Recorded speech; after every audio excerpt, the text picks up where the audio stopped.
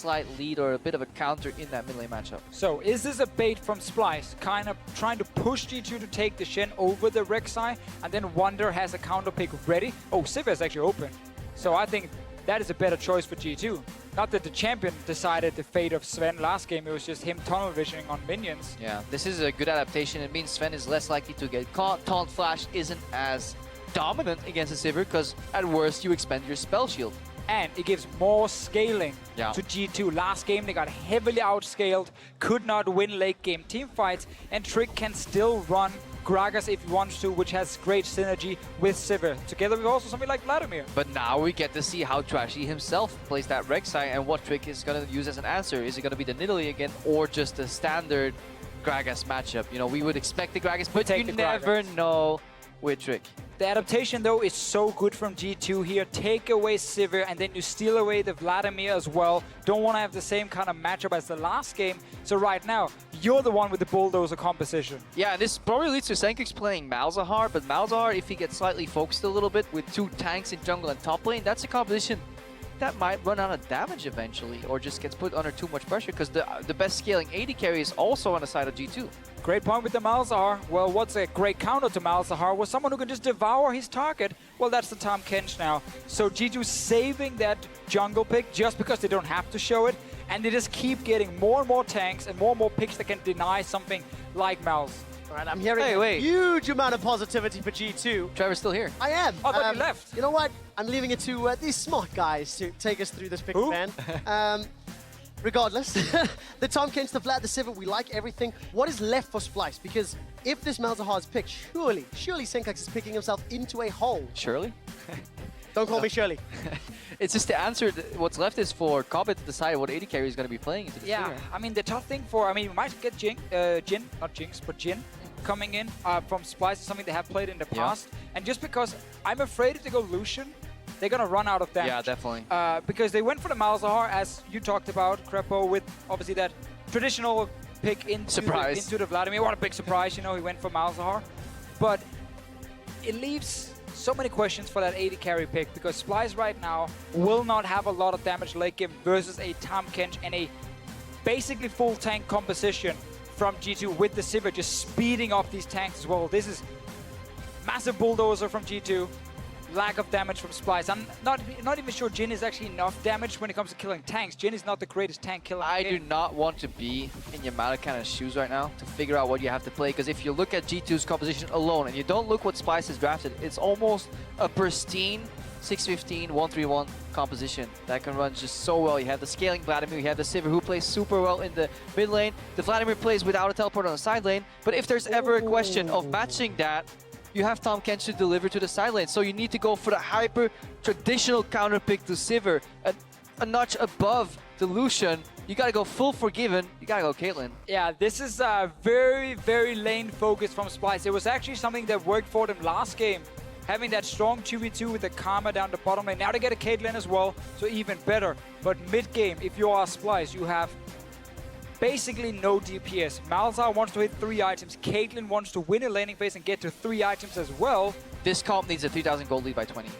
Or they need like, at least maybe if they can do, if they're even, they need to put heavy focus on like a Baron play that can't fail. They will get outscaled. Well, outscaled or not, I think the late game fights, I agree, because of Tahm Kench, obviously Malzahar is very much nullified, but late game while you have scaling on Malz and Caitlyn, the problem is still that at best you get like these 50-50 big fights, and grinding through these tanks are just so difficult to do, and Tahm Kench heavily outscales the Karma, so big disparity in support. Yeah, the only point where Caitlyn can maybe swing it back is like 6 items, and that's like, you know, and then we're talking 50-50, yeah. not even advantage. No. This team comp, you guys mentioned it, 1-3-1 on the side of G2. Great champions to do so, but G2 showed in the previous game, 1-3-1 could be attacked. They had some weaknesses in getting it going. They kind of attacked themselves as well. Getting the ball set up. They cannot afford to make those mistakes again, otherwise that's where Splyce can generate the lead to make their team composition work. And this is going to be super interesting. Zen and Mithy have a really big role to play for G2 this game. They need to kind of resist the pressure that Kobe and Mickey are going to put on them. And then they need to dodge the inevitable bot lane party that's going to happen. Global from Rek'Sai to arrive there. Global from Shen maybe push pressure from Malzahar if he all-ins on a single wave and rolls bot. There is almost guaranteed to be either a rotation to the top lane to accelerate the third kill by Splyce, or a simple 4-5-man bot lane party. Yeah, I think the top lane part is very, very important if you look at the last game and how Splyce were able to win, because they managed to pull off an early gank on Expect. They put him behind in this matchup. Shen is a good laner, and especially once he gets like a small advantage, he can really be annoying and just consistently trade with you and kind of push you off the minions. You want that first item on Gnar before he starts really fighting back. So it was very important that Splyce got Wonder ahead and kind of shut down Expect a little bit. We'll find out if they can do the same thing again, because obviously Wonder having the ability to just jump in anywhere with the Shen, with the speed up from the Sivir, managed to work out in his favor. And obviously a lot of that set up by Trashy in a good early game. I'm excited to see how Trashy performs on Rek'Sai. Role reversal from the previous game. Let's see if Trick can steal away all the buffs and so on from Trashy, like in the last game. Probably won't happen, but obviously we know this matchup is one that is okay for Gragas. He can easily farm against the Rek'Sai as well. Might fall slightly behind, but that's about it. Mithy starting Tongue Lash down the bottom lane. When you play Tahm Kench against other ranged supports, you don't really get to devour them or anything, at least not too easily. So you can actually go Tongue Lash first, then E second, and then back to Tongue Lash level 3. But it's more her range harass. Yeah, and you basically want to be a sponge. You just want to draw as much aggro as you can here, hopefully tanking the Karma Qs here and trading with Mickey and making sure that whenever Karma out-attacks you, she's drawing a little bit of minion aggro. And then here at Poach here, good zoning here. So Sven and Mithy are playing this really, really well. Yeah, and another problem for Karma is that traditionally you will run like penetration runes or maybe just flat AP runes and some armor runes on Karma, where Tahm Kench runs health regen, magic resist runes. So whenever they trade against each other, Tahm Kench actually deals more damage and sustains more than the Karma does. And that's why he can go toe-to-toe here in the early game. Yeah, so Sven and Mithy look to have their first rough view levels a bit under control. We can look at the mid lane too. Again, this is a Rek'Sai plus mid laner that can use blue buff composition. What's going to happen here is Trashy's gonna start, skip his blue buff, and unless Trick goes to steal it very soon and Splyce forget to ward it, he's gonna return and hand it off, and that's the breaking point for this mid lane matchup. They did forget to ward it so far. Trashy now at that red buff. If Trick just takes the Raptors and goes straight to that blue buff, he will be able to pick it up. And take a look at his pathing. We'll be able to clear out that Raptor camp very, very quickly. Trashy obviously nowhere near to defend. Trick does not seem to go for that one. Not worth the risk. He's going for the greedy hard clear here. Didn't skip a single camp here. So it's something we don't really see that often on jungles. Usually they go Gromp, blue, or Wolves and blue, and they smite it, especially against the Rek'Sai. People like smiting Wolves, usually. But instead of doing that, there was a ward left behind. Now this is a position where Trashy can actually go behind top lane, because Trick did a really greedy clear where he did not leave the Sprite of the Wolves up, which means Trashy here has a really good tunnel gank path. Just gotta see. It's very important you knock up the Gnar when he tries to jump on you, otherwise he will escape. Expect coming in. Oh, it's knocked up and interrupted. Mega Gnar pops. Expects a little tankier for now. Gets a wallop, not away from the tower, and doesn't even expend the flash. Didn't get to kill Expect like the last game, but again, forcing him back to base early. Forcing that early teleport, and now Trick gets his reward. Yeah, he gets a reward because he spots enemy jungler at the other side of the map. Despite not smiting Wolves and revealing it, he can then go for the blue buff steal, but we see how much it means, this buff here. But Mithy somehow was released from bot lane. He was allowed to roam up prior as a support, which means Venom Mithy had the pressure here. So honestly, G2 managing this 2v2 bot lane super well. The fact that Mithy can join here and contest his buff is a feat of strength. It's what we talked about with the early tongue lash here from Mithy and the early trades. Another gank from Trashy. This time it's Mininar with the double jump again. Let's take a look. Hop gets interrupted. Trashy manages to find it. Shadow Dash taunts underneath the tower. Spirit's Refuge is blocking those auto attacks. Expect some... He gets it! Oh, Expect all he had to do was dodge that one, but it's such a fast skill shot, and Trashy hits him. Expect, he felt like a hero. He survived the gank. He got 2 members to flash. And then Trashy's like, nope, not gonna happen. And that's a first blood. From montage to montage material. The Danish sniper. The Danish sniper. First he takes the buffs, and he takes their lives. Trick says, you know what? If the wave happens to be here, I'll pick it up. Word, what a shot! This is honestly a panic play, because returning here again from Trashy, he's stuck on this side of the map. Expect knows he was likely there. He knows he has flash, and then this is where Trashy panics. One more shot will kill him. And Expect steps back instead of just keep running away. Now he's chasing the kill. He felt like the hero on stage. He won an MVP. Outplaying it. Ganked twice. Would have stayed alive. Would have gotten 2 flashes for it as well. While his team was stealing blue buff. Kids would be talking about it 15 years from now. They're like, remember? Imagine that highlight moment. When Expect turned it all around for G2 Esports. He would show that moment to his grandkids later. Carried he at won't the world, show it now. killed Faker, 1v1. Instead, it's going to be the Danish sniper story. Danish sniper Instead, story. it's going to be Trashy and Denmark standing side by side with the 10-time handball winners. The Queen shows up at his house. They watch this clip together, watch the Olympic final in handball as well. All right, back to the game. And they all celebrate. When handball is being talked about, I opt out, bros. Sven has an 11 CS lead on Kobe. This is the Caitlyn counter pick that's supposed to shut down Sivir in lane. Something went drastically wrong here for Splyce. They did not expect to play against a player that could actually bully them out. Yeah, I mean, Mickey took a lot of damage early. We just saw like the level 1 trade. Complete misplay. Again, where he's losing it again. The tongue lash, the magic resist runes, the HP region runes as well. Like, you win these trades as Tahm Kench. Yeah, we had a chat about this very concept with Mithy too. It's all about, if you play these poke lanes, about getting the minion wave pushing. Once you're pushing, that's when you can start poking. The problem is Mickey, he skipped a step. He started poking immediately, and Sven and Mithy, they just soaked up the damage, regen it all up, and ever since they had control of the minion wave. Right now it's up to Trashy to maybe get it back into their favor. Spell Shield is down, but there is still Devour. Look at Devour. Sven's going to need it. Spell Shield has already been popped. Mithy gets a Devour. He's rooted down in place, and Kobe not able to get the kill. The Ignite from Bicky not working out. Sven holds him to his flash. Definitely well played from both teams, honestly. Gank coming down, you see Trashy first going for the Tahm Kench because he knows otherwise he's just going to devour the AD carry.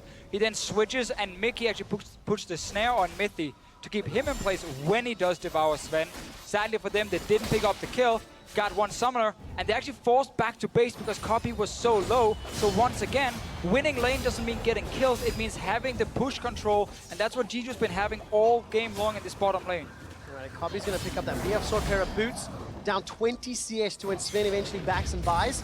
And obviously Wonder's got the plus 20 thanks to that first blood assist. But we can't stress this enough. Just because it's Sven and Mithy, do not try this at home. Do not pick Sivir Tahm Kench into Caitlyn Karma. You will get wrecked in that matchup. It is, honestly, we can't state it enough how impressive it is that he is up 20 CS in this matchup.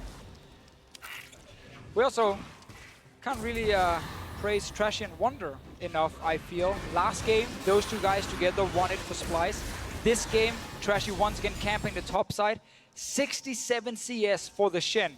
Gnar is so far behind and so delayed on his first item. That's not going to be a winning lane for G2 for 10-15 minutes. And that's 2 games in a row that Trashy has had an early game gank, and it's paid off. He's repeated it multiple times. For a guy who traditionally, farmed his way up, was more of a kind of a farm-style jungler, we mentioned at the top of the show. It's a good adaptation for Trashy in this matchup, and even though he's behind in CS, it doesn't really matter. But it did cost them the blue buff, which means Senkers no longer has pressure over Vladimir. Vladimir got access to the free first item, which is magic resistance. Guess what? Now he has control of the lane, which rules out kind of the play where Senkers can push in and rotate to the bottom lane. Obviously, that play is invalid too because Kobe and Mickey are losing.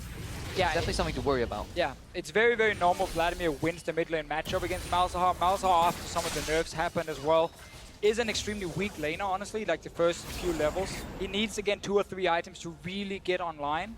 Or blue buff. Or blue buff will help him, but won't necessarily like destroy the lane either in his favor. It's more about the fact, as you said, the bottom lane shouldn't really be losing at all. Because then you actually had a good setup of Splyce. Yeah, you might lose a little bit in mid lane, but your top laner is getting really far ahead, and then Shen in the mid game is so extremely strong. Oh, we see the play coming out right now though. Senkers spotted on the ward. Yeah, but it doesn't matter sometimes, but the wave disappears here. So that's what they want to do here. He had a brief window of opportunity, but instead, G2 are looking to strike back in the top lane. Mega Gnar for Expect into the Gnar. No stun flash away from Wonder, but the body slam flash barrel. Trick picks it up. Another montage thing going on here. Like, if I flash this stun here, big play incoming. No, actually, you just flashed the wrong way. Trash is showing up. Tiamat? Yes, indeed, the Tiamat is a different build to what Trick did in the previous game. Snipe him again. Expect's able to flash away, looking for the Prey Seeker. Trick wants to body block, and Trashy won't get a shot on goal this time round. But he has the wave. Parks the wave in front of... Nope. He's going to tank it. He's going to tax it all. Wonder doesn't really want to use teleport straight back to lane. Saving it for now. He could also aim. He can technically use it. Yeah, ulti on the Trashy for the minion wave. But just keep it there. It's not about the ulti, it's about the message. But the farm, man, you gotta keep this farm lead going. It is still great to see the way they set it up early. This is kind of the laning pattern that we see, but look, they get dragged into the cannon creep +3 range and then they back out, so these trades are punishing Mickey so hard. Yeah, also stepping right into the boomerang, both members on the return, so you just keep taking extra damage on the side of Splyce and losing out. That's why you always finish the minion wave first, otherwise these bastards, they hurt. Yes, they do indeed. Perks is in trouble, gets caught out by the Malefic Visions, and is going to get taken down. That was clean. There's no Tom Kench to counter Mal's yet. No, not yet, not this early in the game. Perks had a pink ward on the top side near the river, probably felt fairly safe, but it's very easy for Rek'Sai to skip around that little corner and actually get into that bush and then set up the gank. You mean like this one? Like double Mithy TP? in a little bit of trouble. Stand United's available. Sven and Mithy splits up. Sven will go down. Kill donated to Kobby. That'll make up some of the CS difference. Mithy pops the grey health on less than 100 HP. Trashy's looking for more. Barrel pins Mickey against the wall. Here comes Senkux with Stand United. Abyssal for If he'd just taken one hit, he would have been interrupted straight away and they would have died. End up getting the Shen ulti down as well. So important, but G2 are playing so risky, so greedy, honestly, in these lanes here, and Splyce did manage to pick up some kills first in mid and then in the bottom lane. So it's another early goal lead for this Splyce team. Yeah, Miffy didn't tell Sven, but nobody told Miffy either. They were coming again. This is the... Miffy was already running. Sven was left behind. Before when they collapsed I on don't the care bot about lane. you. That's such a tricky play, because that channel goes for 6 seconds. You can reactivate it at one point to travel solo, and it goes immediately once somebody hops in your belly. So if Trick was any later at clicking in the Town Kench ultimate, both would have likely died there. Such close play. Let's see it again. So this is the setup mid. Perks feels like he has vision on top side, so he's okay hovering to that side, but he walks straight into Layering of spells was done beautifully. Yeah, great setup, you know, first the stun into the silence as well, knock up in there. And now they back to late. G2's bot lane has to just run. As soon as Perks knows he's dying mid, you run away bot lane, because otherwise enemy team can do this. Yep, and then again, taunt into silence. Kolbe picks up the kill, which is actually very important too for how this lane is going to evolve, because his deficit is now kind of been equalized. And then good healing there. And right here, a Shen ulti too. Oh, this is so... Guys, we got them surrounded. They're in the bush. Where did Trick go? Oh, Mickey didn't actually fire his Q because he didn't know if they stopped in the bush or not. Had he just done that, he would have interrupted and he would have actually been able to pick up the kills. Does not manage to do so, and that means G2 get away without losing more. They get themselves Tower First Blood to make up for the First Blood kill that they lost. And you can start to see some of these items being completed. Perks already got his hands on that Spirit Visage. Still big CS deficit in the top lane, but is equaled out by Sven in the 80 carry role. And the map is going to slowly become more wide and more open. Yeah, and it's very important when you have a Caitlyn in the game that she does really well in the laning phase, because she's very good early. Then she is honestly very weak in the mid game, and then on 3 items she started to get strong again, and obviously the further you get into the game she scales with it. But that mid game point here where Malzahar and Caitlyn are not sitting on 3 items, that is going to be fairly tricky for Splyce. She also has such an annoying build path too, where she has to go BF first, and then I think they usually go straight into Rune-Ons. Yeah, so if you can accelerate that, that means you have...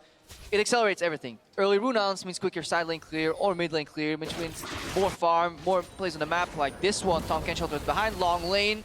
Mickey X is there just to find out. Couple of traps here, but I think Kobby's in trouble. Yep, Kobby gets deaded. And that's the problem. It's too early. Malzahar does not want to go side lane yet.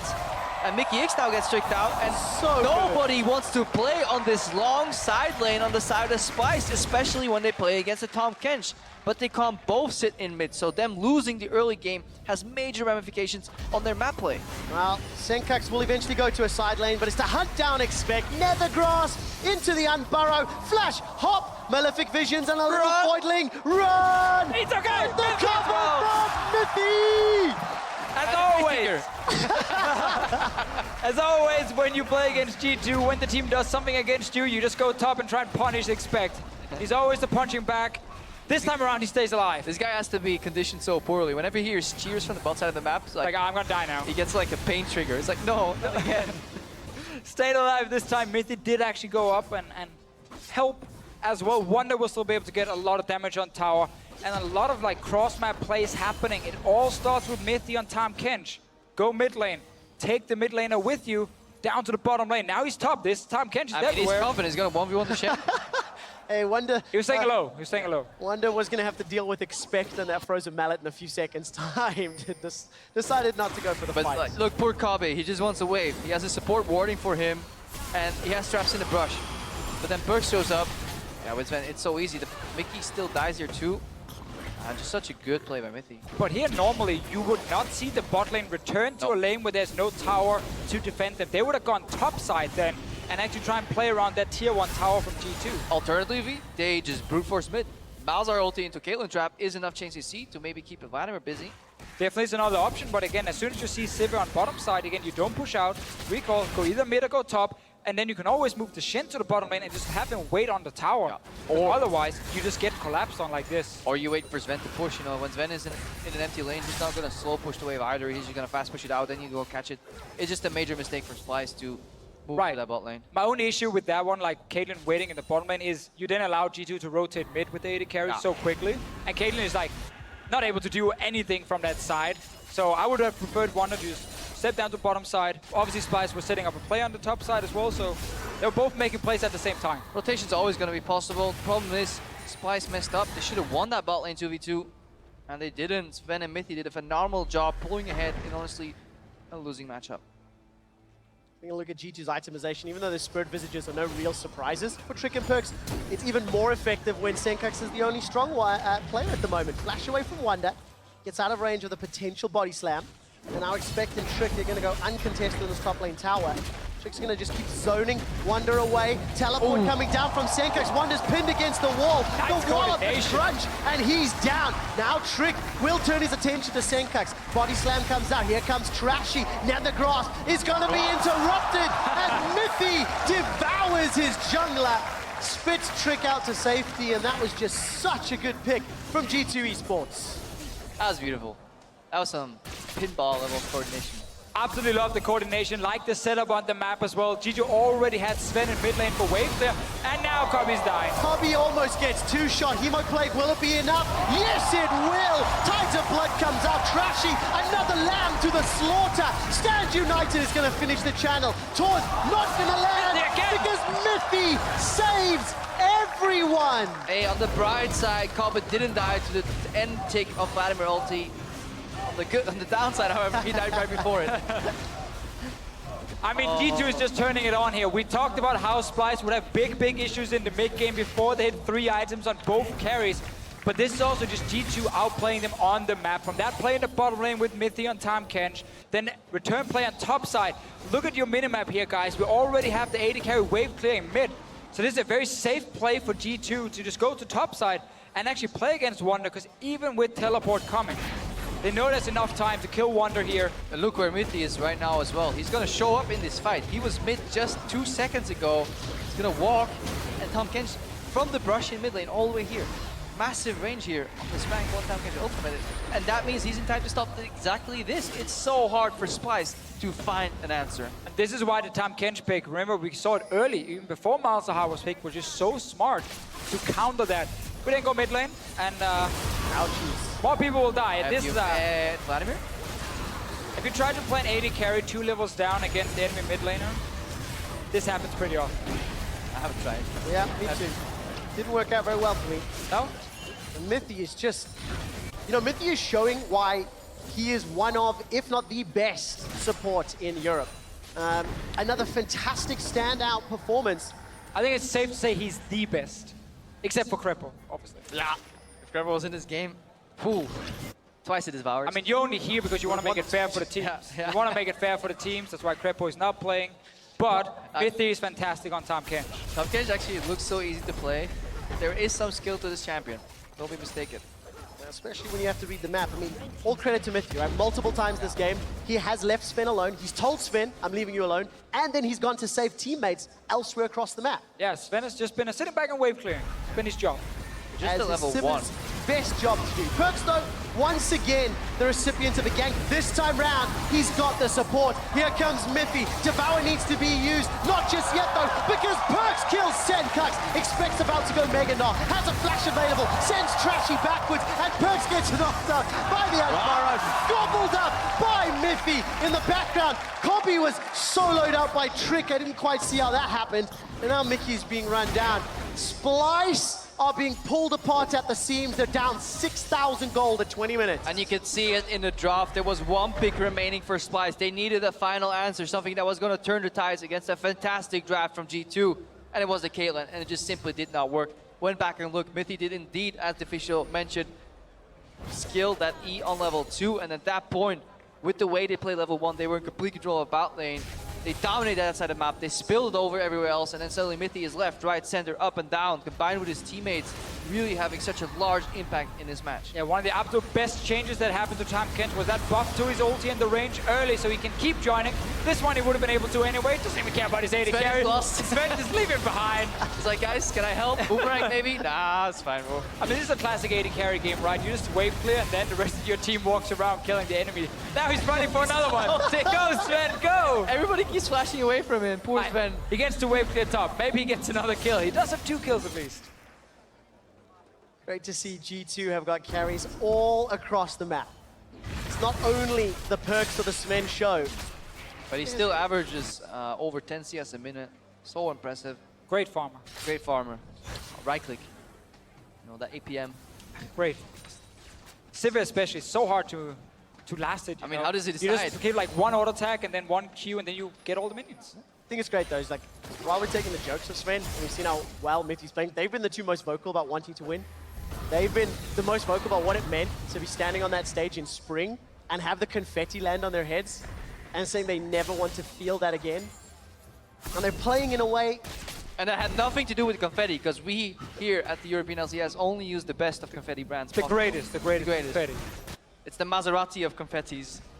Problem is, it's gonna suck for them at Worlds. Yeah. They don't want any confetti. Well, I guess they gotta make it all the way to the final. I don't think they get far enough for confetti, so... Trust me, we can find some confetti and shoot in their face if they drop out of groups. I think we'll have to speak to PTEL about that, because it could be some fun on that one. Regardless, though, Dragon was picked up there by G2. They're sitting on the ocean. Got themselves 4 towers in the lead. A gigantic lead. The lead that... But only 1 dragon, Trevor. Yeah, the lead that Splyce needed with their team composition. Where are the objectives? It's like no one cares about poor dragons anymore because they just want kills and towers and gold. Greedy members. Yeah, no back. Then again, behind Krakow, you don't want to kill the dragon here, obviously. It is very important. And Perks is going to kill Cobby. On the hunt, Cobby's in trouble. It's going to get Stand United. Now Perks is a little overextended. Sanguine pulls away from the taunt. And it was just a bait because Mickey was the true target. G2 find their 9th kill of the game and turn their attention back towards Vision and maybe the top lane. A double damage dealer composition put far behind in the mid game usually results in supports becoming collateral damage on the escape path. Mickey falls right here. And Perks, you can just go in uncontested. Yeah, I mean, now you can do whatever you want. Technically, as Vladimir, second time, boys. This was a different one, but it's been a rough week. Been talking a lot. Still, we got to go back to the pick and ban phase because that's where G2 doesn't straight up win the game, but they give themselves such a big advantage. The adaptations, they pick blue side again. We were questioning why exactly. Not first picking Rek'Sai was huge because this Gragas Rek'Sai matchup is so even anyway. Trick is going in with Mithy. Mithy doesn't care. He's standing the whole time. Devours Trashy, spits him out for Sven to take him down. Just makes it look so easy. G2 are not done yet. On the hunt is thrown down. Senkux is the target. He's got flash available. Not against the wall. Body slammed up. And another kill handed to G2. It's a buffet for G2. All you can eat for Mithy. All you can feed for Splyce. They were baited in. Mithy was actually looking as if he was peeling away in front of Baron, indicating that G2 was actually doing the Baron. Turns out they were just baiting there. So Splyce got kind of surprised when everybody jumped over the wall in full health. And that was it. Really good play. The jungler's out. He got gobbled up. Baron goes down. Really easy. Really confident play here from G2. Extend that lead even further and, you know, get themselves one step closer.